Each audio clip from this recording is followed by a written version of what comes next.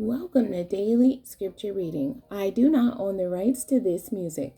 2 Samuel chapter 15, beginning at verse 13 and ending at verse 37. This is the English Standard Version.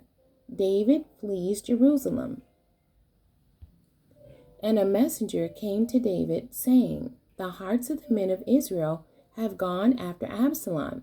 Then David said to all his servants who were with him at Jerusalem, "Arise and let us flee, or else there will be no escape for us from Absalom. Go quickly, lest he overtake us quickly, and bring down ruin on us, and strike the city with the edge of the sword." And the king's servants said to the king, "Behold, your servants are ready to do whatever my lord the king decides." So the king went out and all his household after him. And the king left 10 concubines to keep the house. And the king went out, and all the people after him. And they halted at the last house. And all his servants passed by him, and all the Cherethites, and all the Pelethites, and all the 600 Gittites, who had followed him from Gath, passed on before the king. Then the king said to Ittai the Gittite, "Why do you also go with us? Go back and stay with the king. For you are a foreigner and also an exile from your home. You came only yesterday, and shall I today make you wander about with us? Since I go, I know not where. Go back and take your brothers with you, and may the Lord show steadfast love and faithfulness to you." But Ittai answered the king, "As the Lord lives, and as my lord the king lives, wherever my lord the king shall be, whether for death or for life, there also will your servant be."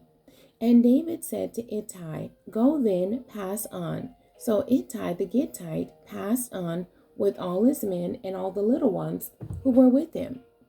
And all the land wept aloud as all the people passed by. And the king crossed the brook Kidron, and all the people passed on toward the wilderness. And Abiathar came up, and behold, Zadok came also with all the Levites, bearing the ark of the covenant of God. And they set down the ark of God until the people had all passed out of the city. Then the king said to Zadok, "Carry the ark of God back into the city.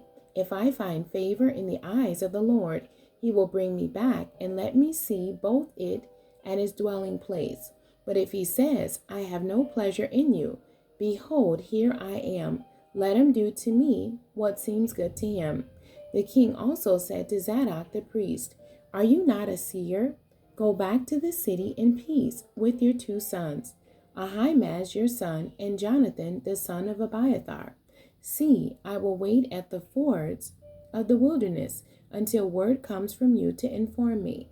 So Zadok and Abiathar carried the ark of God back to Jerusalem, and they remained there. But David went up the ascent of the Mount of Olives, weeping as he went, barefoot and with his head covered, and all the people who were with him covered their heads, and they went up weeping as they went. And it was told David, "Ahithophel is among the conspirators with Absalom." And David said, "O Lord, please turn the counsel of Ahithophel into foolishness." While David was coming to the summit where God was worshipped, behold, Hushai the Archite came to meet him, with his coat torn and dirt on his head. David said to him, "If you go on with me, you will be a burden to me. But if you return to the city and say to Absalom, 'I will be your servant, O king, as I have been your father's servant in time past, so now I will be your servant,' then you will defeat for me the counsel of Ahithophel.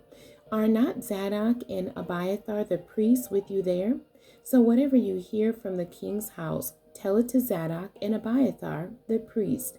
Behold, their 2 sons are with them there, Ahimaaz, Zadok's son, and Jonathan, Abiathar's son, and by them you shall send to me everything you hear."